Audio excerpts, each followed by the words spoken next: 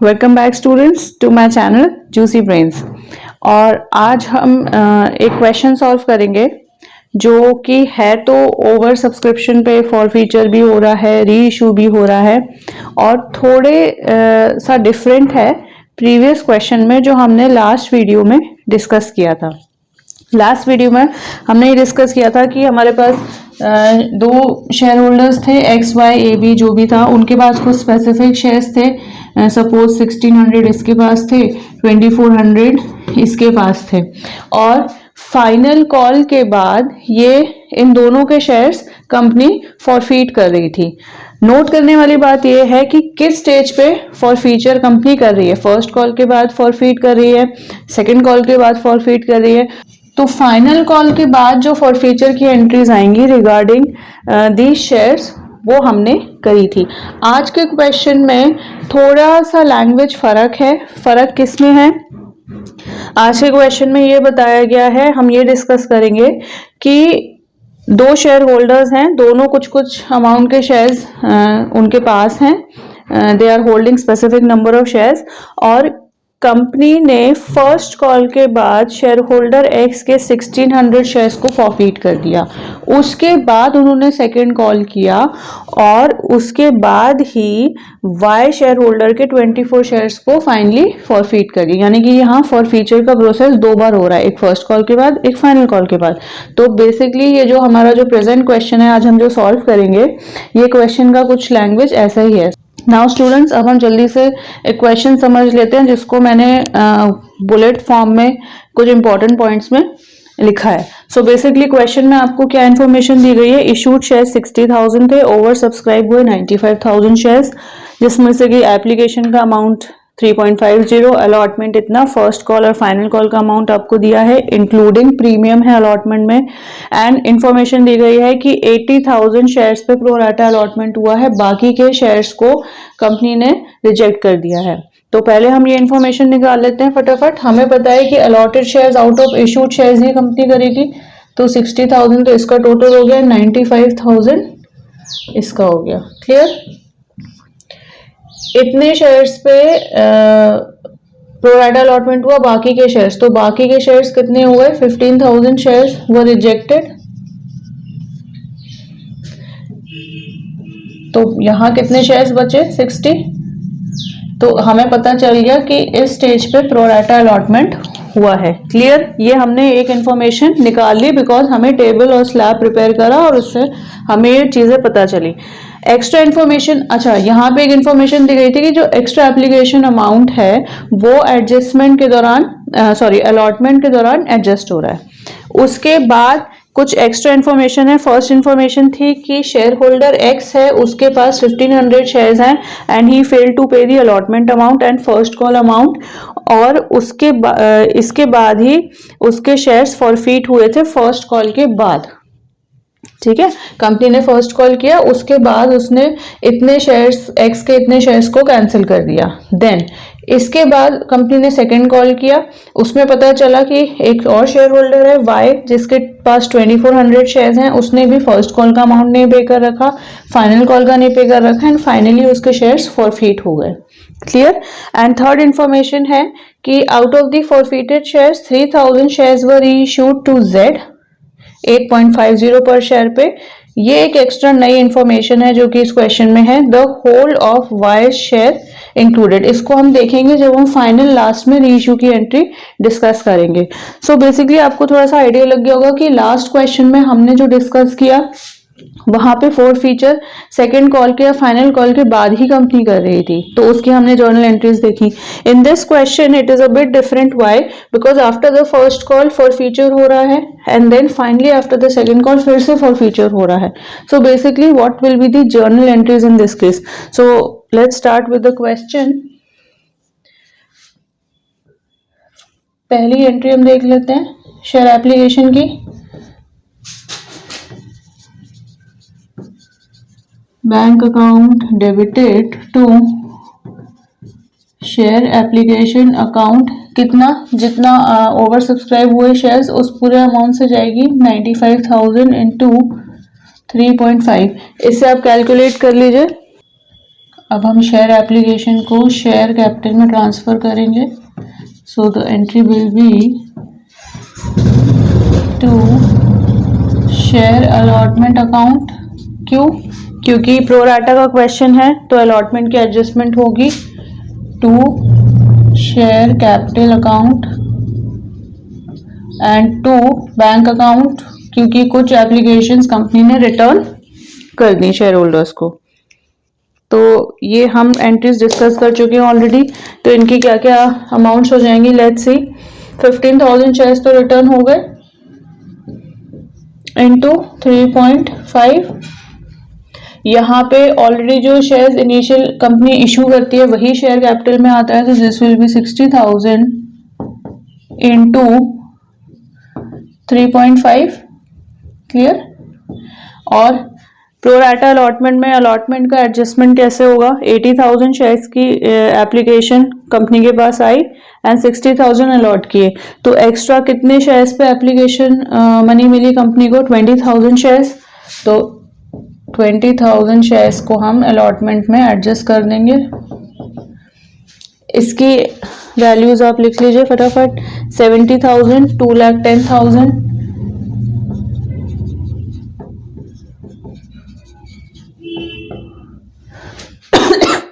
and last will be 52,500. 52,500. So the total will come to 3,32,500. Clear? Second entry देखते हैं हम जो allotment की होगी। Share allotment account debited two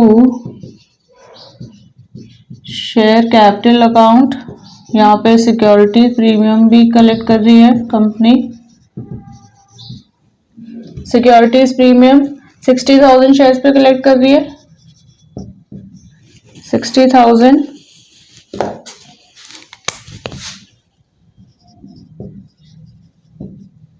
into 3 and again share capital भी 60,000 shares पे जाएगा इंटू 2.5।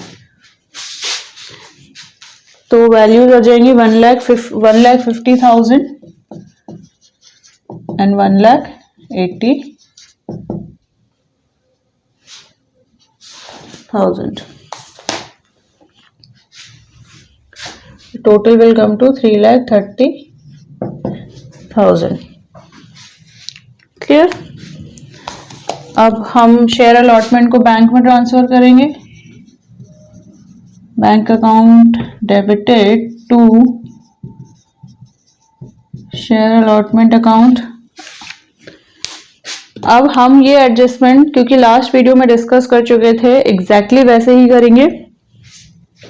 हमें यहाँ इंफॉर्मेशन है कि एक शेयर होल्डर है जिसने अलॉटमेंट मनी पे नहीं कर रखा। अब अगर अलॉटमेंट मनी पे नहीं कर रखा तो फाइनली हम जब अलॉटमेंट अमाउंट कैलकुलेट करेंगे तो हमें ये एडजस्टमेंट करनी पड़ेगी कि उस पर्टिकुलर शेयर होल्डर ने कितने शेयर्स अप्लाई करे और कितने उसे अलॉट हुए, ताकि जो एक्सेस एप्लीकेशन मनी उस शेयर होल्डर ने कंपनी को दिया होगा उसका एडजस्टमेंट हम यहाँ दिखा सकें फाइनली। ठीक है, उसको हम उस अमाउंट को एक्सेस एप्लीकेशन मनी जो इस शेयर होल्डर ने दिया होगा उस अमाउंट को हम फाइनली फॉरफिटेड अमाउंट शेयर्स की जो अमाउंट है उससे डिडक्ट करके फाइनली हम ये कैलकुलेट करेंगे कि बैंक को शेयर अलॉटमेंट में कितना कंपनी को शेयर अलॉटमेंट में कितना पैसा मिला। ओके, तो हम जल्दी से ये कैलकुलेट कर लेते हैं which is important.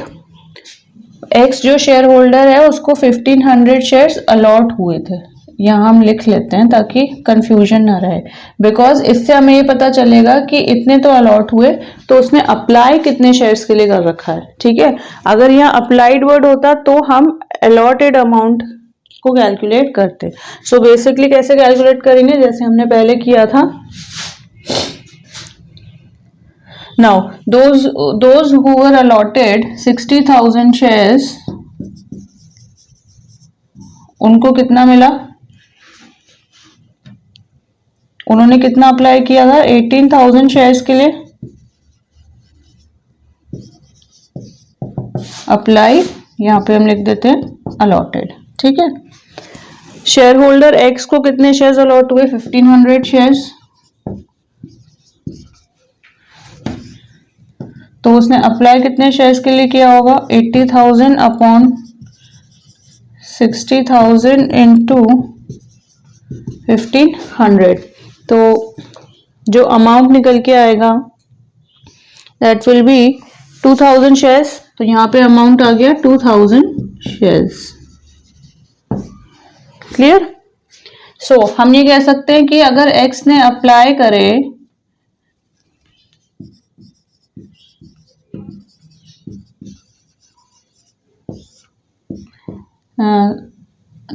2000 shares,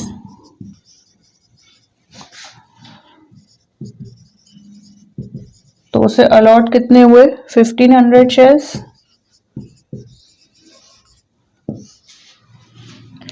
clear? अब इससे हम ये पता कर सकते हैं कि excess application money share holder X ने कितनी दी कंपनी को।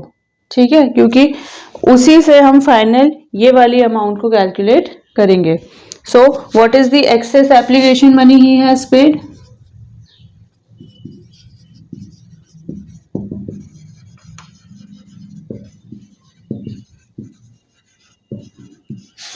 So this will be 2000 into application money was 3.5। इसको आप कैलकुलेट कर सकते हैं, माइनस 1500 जितने उसको अलॉट हुए थे इंटू 3.5। तो यहाँ जो अमाउंट आएगी that will B 1750। I hope so आपने कैलकुलेट करा होगा साइमल्टेनियसली जैसे हम क्वेश्चन सॉल्व कर रहे हैं। So excess application money paid by X was 1750। अब फाइनली ओवरऑल कितना अलॉटमेंट अमाउंट ड्यू है वो भी हमें कैलकुलेट करना है। वो हम कैसे करेंगे? हमें ध्यान रखना है कि एक्स के कितने शेयर्स फॉरफीट हुए। ओके, सो फॉरफीटेड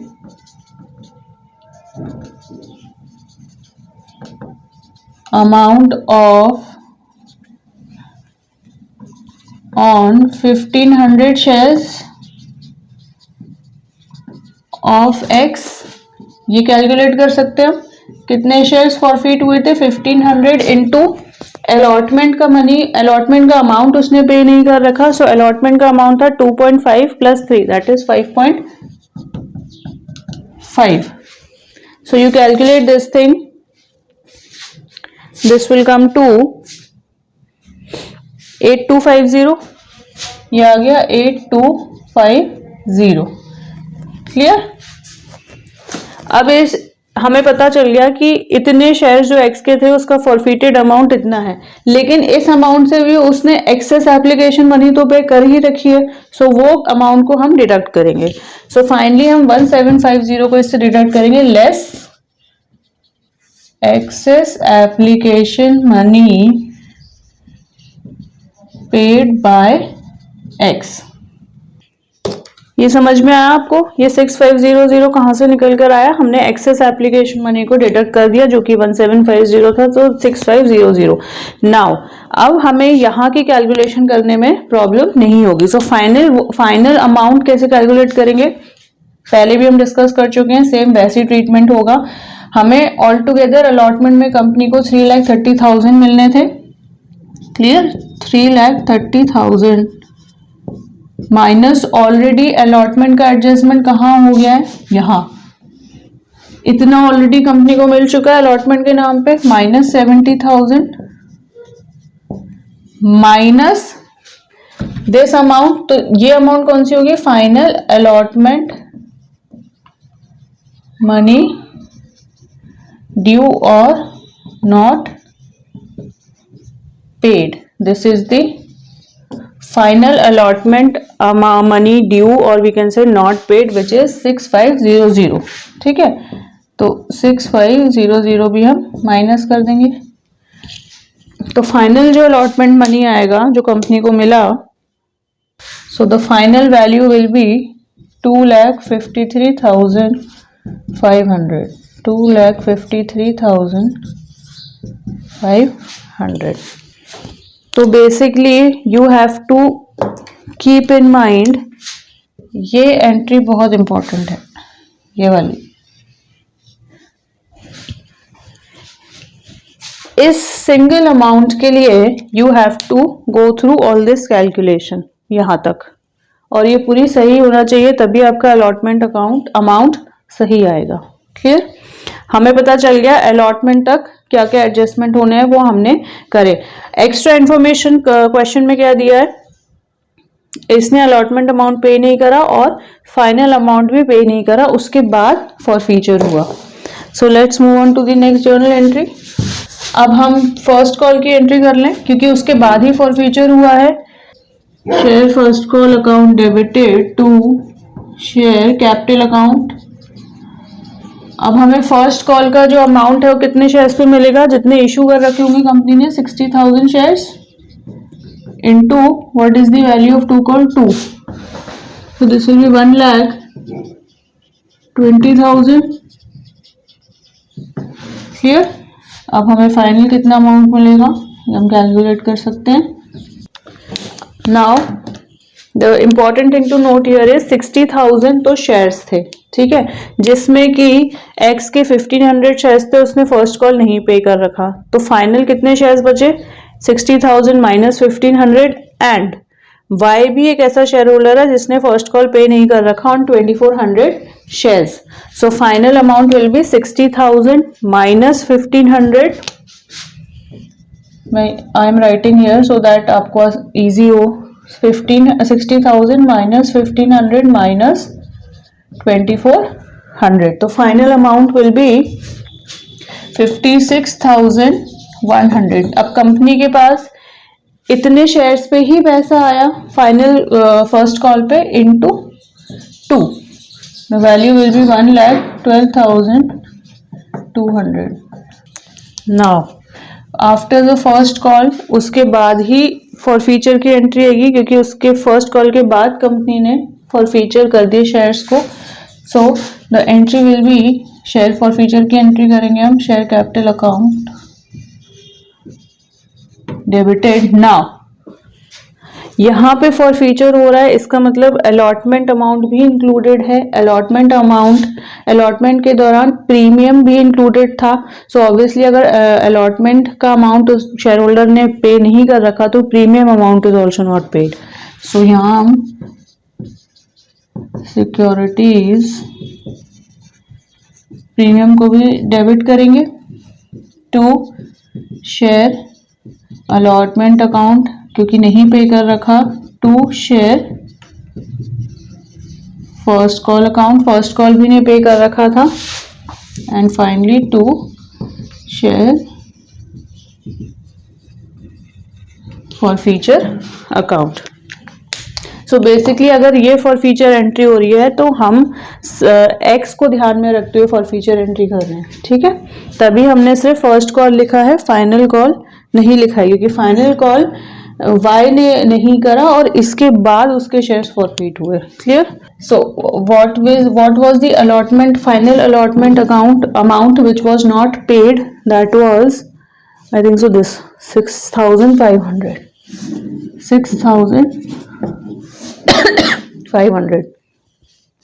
यही फाइनल वैल्यू है जो कि एक्स नहीं पे कर पाया, इसलिए हमने अलॉटमेंट को 6,500 लिखा है। क्लियर? नाउ फर्स्ट कॉल पे 1500 शेयर्स पे एक्स पेमेंट नहीं कर पाया, सो the amount will B 1500 into first call value is 2, so this will B 3,000। Clear? Now securities premium भी 1500 शेयर्स पे पे नहीं करा, क्योंकि वाई से तो कुछ मतलब है नहीं हमें, क्योंकि वाई ने अलॉटमेंट अमाउंट पे कर दिया था, एक्स ने नहीं करा, सो कितने पे नहीं किया, 1500 पे। So again 1500, this you have to be very careful regarding the number of shares जब आप फॉरफीचर की एंट्री करते हैं। तो 1500 into what was the premium amount 3, this will be 4500। Now overall share capital में क्या एंट्री आएगी, 1500 शेयर्स पे into called up value excluding premium. तो कॉल्ड अप वैल्यू कितना था, हमें यहाँ पता है कि फर्स्ट कॉल के बाद फॉरफीट कर दिया कंपनी ने शेयर्स को, तो फाइनली कितना अमाउंट कॉल करा, 3.5 प्लस 2 प्लस 5.5। नाउ अब हमें कैलकुलेट करना है कि what will be the called up value excluding the premium amount, so it will be 3 plus 2 5 6 7 and 8, so it will be 8, so 1500 into 8 will be 12,000। अब आपको ये amount पता चल गया है, तो फाइनली कौन सी अमाउंट बची है शेयर फॉर फ्यूचर की, हम कैलकुलेट कर सकते हैं। 12,000 plus 4500 minus 6500 minus 3000, this will give you 7,000। Clear? ये अमाउंट बहुत ही अच्छी तरीके से सोच समझ के कैलकुलेट करना है, क्योंकि जब हम कैपिटल रिजर्व की अमाउंट कैलकुलेट करेंगे then this amount will be very much important. Clear? यहां तक क्लियर हो गया आपको? नाउ इसके बाद हम फाइनल कॉल की एंट्री कर लेते हैं। तो share final call account debited to share capital account. So now what will be the final amount of shares जिस पे की कंपनी को फर्स्ट कॉल मिलेगा, क्योंकि यहाँ पे कुछ कैंसिलेशन हुई है तो हम 60,000 डायरेक्टली तो नहीं लिख सकते, तो 60,000 1500 शेयर्स कैंसिल हो गए थे, तो 60,000 शेयर्स थे इनिशियल, उसमें से 1500 ऑलरेडी फॉरफीट कर चुकी है company. So the amount will be 58,500 58,500 into 2, जल्दी से कैलकुलेट करिए, तो this will come to 1,17,000।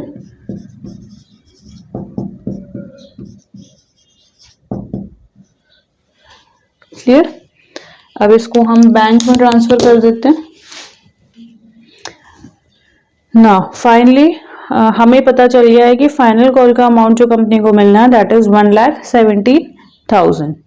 Clear? लेकिन 24 एक और शेयर होल्डर है वाई, जिसने फाइनल कॉल का अमाउंट नहीं पे कर रखा है on 2400 shares.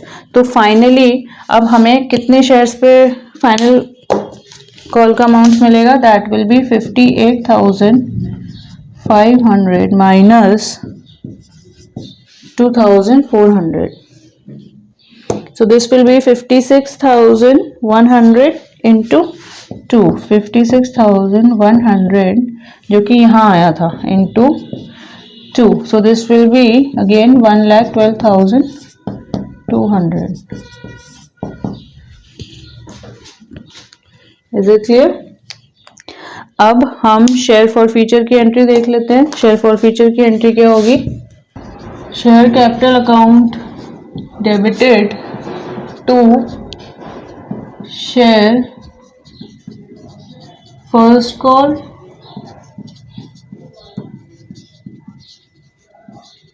To share final call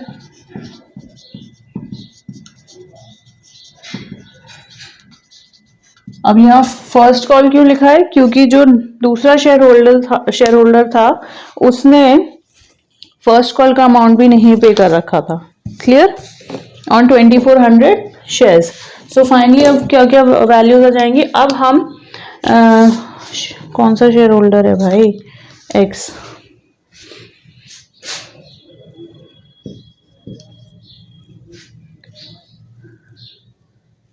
share first call क्यों लिखा है, क्योंकि वाई शेयर होल्डर ने फर्स्ट कॉल अमाउंट भी नहीं पे कर रखा है। क्लियर? तो this forfeiture entry was for share holder X, this forfeiture entry will be for shareholder Y, don't get confused. Okay, 2400 shares पे था, so this will B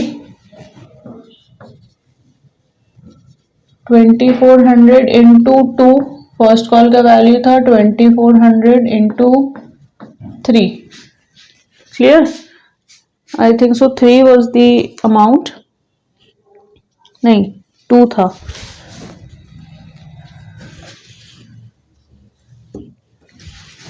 This was 2, so the amount will be 4800 4800 and what is the paid up share capital 2400 into अब final call के बाद ही forfeit हुए shares, तो called up value कितना हो गया एक्सक्लूडिंग द प्रीमियम ऑब्वियसली 10।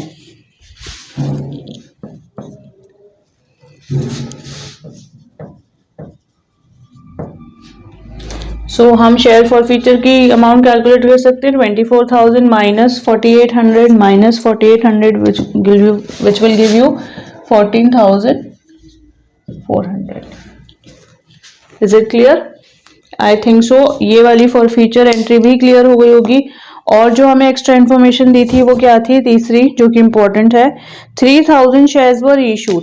अब हम रीइशू की एंट्री कर लेते हैं पहले, तो जो कि सिंपल होगी, bank account debited.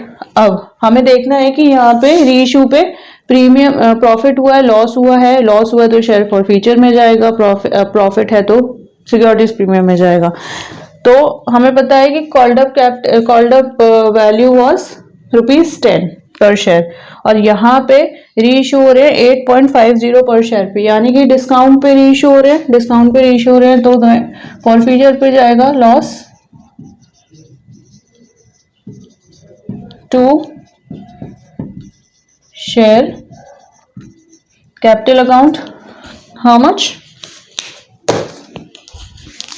3000 shares question में दे रखा है 3000 into, so this will be 3000 into 1.5 and this will be 3000 into 8.5। just calculate it। Bank का अमाउंट आएगा 25,500 and this will be 4,500, so this will come to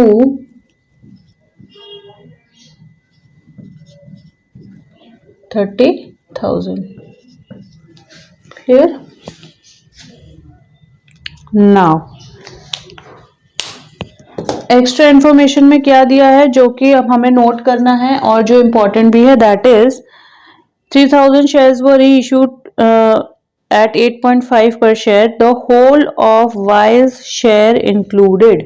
Y के कितने shares थे? 2400 shares थे, यानी कि out of 300 shares, 3000 shares,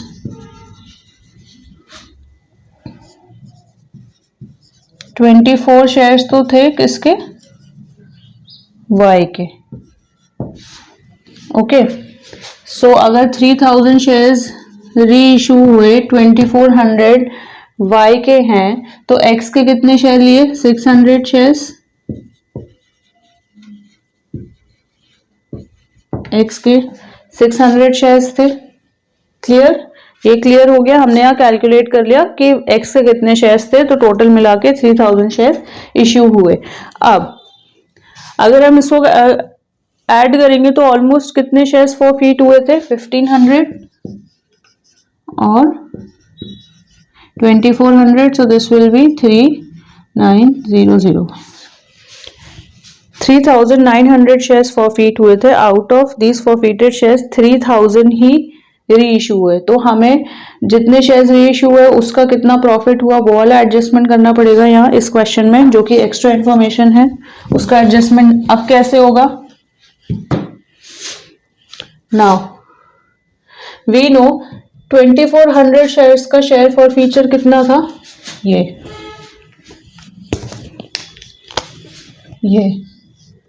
clear? तो 2400 shares का फॉर फ्यूचर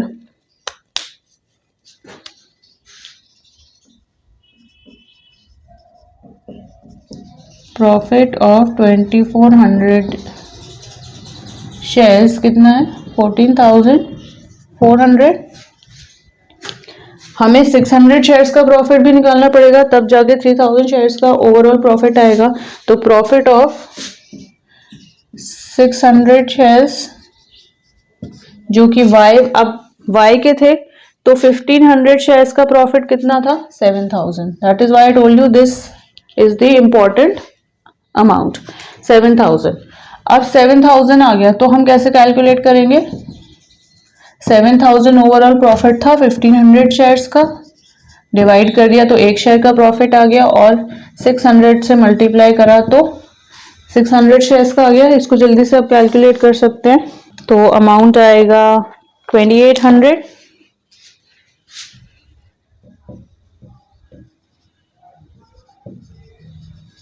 ठीक है, इसको हम प्लस कर देंगे।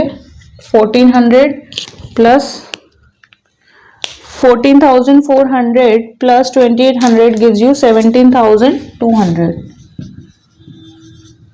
So this will be profit on 3,000 reissued shares. इतना समझ में आ गया। और फाइनली हमें देखना है कि री इशू पे प्रीमियम पे गया अमाउंट या लॉस हुआ, डिस्काउंट था, यहाँ पे डिस्काउंट था तो हमने शेयर फॉर फ्यूचर में डाल दिया, तो ऑब्वियसली शेयर फॉर फ्यूचर की अमाउंट लेस होती है, less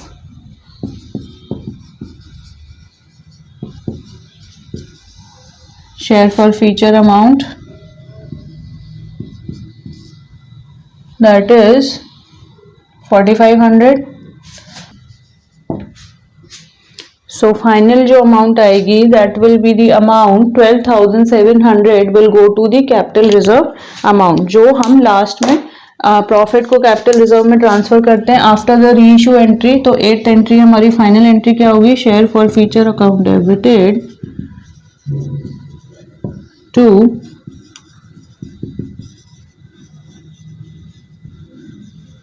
capital reserve account, that will be 12,700, जो कि हमने यहाँ फाइनल कैलकुलेट करी है। With capital reserve being the last entry, आपको पता चल गया कि आपने पूरा क्वेश्चन सॉल्व कर लिया है। Is it clear? I hope so students, आपको ये न्यूमेरिकल क्लियर हो गया होगा एंड अभी तक आपको ये डिफरेंस समझ में आ गया होगा कि हमें ये ध्यान करना है कि फॉर फ्यूचर कौन से स्टेज पे हो रहा है, एंड फाइनली जो री इशू वाला इंफॉर्मेशन है वो क्या है। अगर सिंपल है तो हम सिंपल री इशूड शेयर्स का प्रॉफिट कैलकुलेट करेंगे, नहीं है तो जैसे कि इस क्वेश्चन में लैंग्वेज दी गई थी कि कुछ शेयर्स एक्स के इंक्लूड किए गए, बाकी के वाई के थे, तो accordingly we have to make the adjustments and calculations. तो स्टूडेंट्स, अगर आपको इस क्वेश्चन में कोई भी डाउट है तो please do let us know in the comment section and see you in the next lecture. So students, अगर आपको मेरा ये लेक्चर पसंद आया हो, मेरा वीडियो अच्छा लगा हो, तो do share it, like it और मेरे चैनल को सब्सक्राइब करिए। See you in the next lecture.